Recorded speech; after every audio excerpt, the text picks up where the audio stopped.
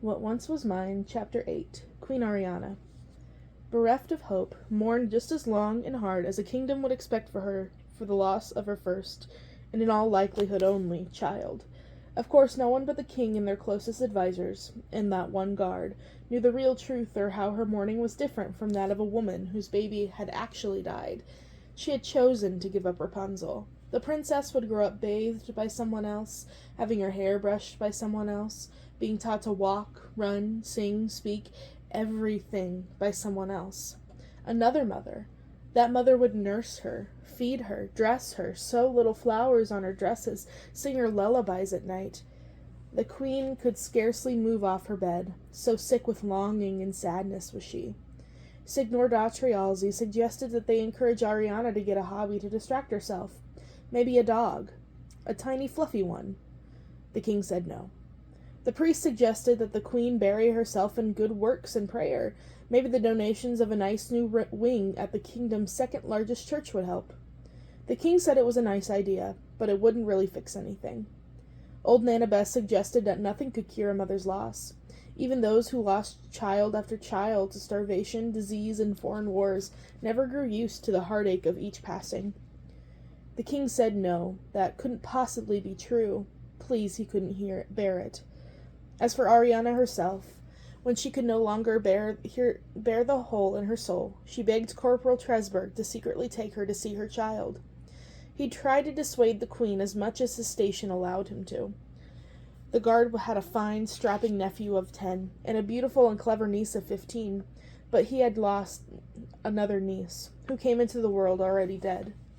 Mostly they were a healthy, happy family, but his sisters still put flowers on the sunny spot where they had buried the infant, thinking no one saw. Your Majesty, no good can come of this, he tried, trying to use the words of his sister had suggested. It will not make you feel better, only worse. Thank you, but it needs to be done, Arianna said, gracious as she was in all things, despite the raw pain on her face and in her heart. Reluctantly, he took her deep into the forest. Where the path divided, the woman Gothel was waiting for them. She curtsied low and behaved just respectfully enough, but seemed to enjoy the act of blindfolding the queen a little much. Is this really necessary? Tresberg demanded. He couldn't put his finger on it, but there was something about the woman that made his skin crawl. It's for the good of the kingdom, Gothel reminded him in a tone he also didn't like. It's all right, Arianna said with a ghost of a smile at his concern. From there she followed the good wife, one hand in hers, down a path she could not see, not trusted with the secret of where her own child was now hidden. So Tresberg stayed and guarded their spot as best he could. But it wasn't really necessary. No one came by except for one mushroom forager who was obviously curious, but fearful enough of the soldier to not touch his hat and walk on. Arianna, meanwhile, was led silently through the woods, into what seemed like a moist, closed area of rock. A tunnel? A cave? Her baby had better not be in a cave. But they finally came into a wider space. Sounds echoed differently, and a breeze blew across her face, scented of meadow flowers. The two women padded across soft grass and through a wooden door, and then up and up and up, tiny, tight spiral stairs, and only a handful of knotted rope that hung straight down into the depths. Despite her sadness and anticipation, Arianna did feel a little curiosity. Where were they exactly? But every time she opened her mouth, the witch shushed her, or laid a finger across her lips. Not a gesture appropriate to make with a queen, but her finger was soft and smelled of precious oils, so it wasn't the worst thing. At last they reached what felt like a space to step out, albeit a confined one. Gothel removed the blindfold, and for a moment Arianna was dizzy and confused. All was still black. There was a noise of something being slid aside, and a rectangle of light revealed a strangely serene scene beyond what was now obviously a peephole. There was a large, well-appointed sunny room, decorated with expensive curtains and such furniture as the queen had provided. A window revealed blue sky and a few puffy white clouds, and nothing else. They were so high up. In the middle of the room was a soft bassinet. In it lay Rapunzel, silver hair glittering in the light, bright eyes dancing as she tried reaching for a mobile of pretty sparkly things that hung just out of reach. Gothel came into view and picked up Queen Arianna's baby, cuddling and cooing her. She swayed over to where the queen was hidden and held the happy infant up to, but not facing, the slot where the baby looked out. The baby sighed, then threw herself hard against Gothel's shoulder for the sheer delight of moving. "Oh, that's a good girl," Gothel murmured. There, aren't we feisty?" Arianna reached a hand out, only to have it touch the cold wood before her. All energy, light, feeling, spirit vanished out of her, down to her feet. She would have collapsed to the floor, but didn't want to miss a moment of seeing her child. When Gothel put Rapunzel down and came back to the hidden room for the queen, Arianna said nothing. She silently wept during the endless descent down the stairs, along the path back to the guard. Where she took the blindfold off, it was heavy with tears. "Never again," was all Arianna said aloud. Without another word, she let herself be led away. Tresberg tossed Gothel a sack of coins, which she caught with an ironically courteous smile.